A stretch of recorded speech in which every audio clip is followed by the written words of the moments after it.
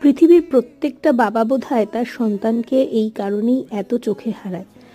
কারণ দেখো, একজন মা প্রথম দিন থেকে অনুভূতিতে আনতে পারে যে সে একটা প্রাণ নিজের মধ্যে ধারণ করছে, কিন্তু একটা বাবা সে কিন্তু মার কথা ভরসা করেই থাকে।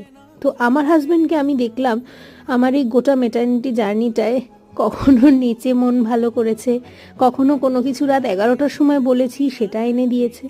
হ্যাঁ, অবশ্যই স্বাদ এবং সাধ্য দুটোর মধ্যে সেটা রাখার চেষ্টা করেছি।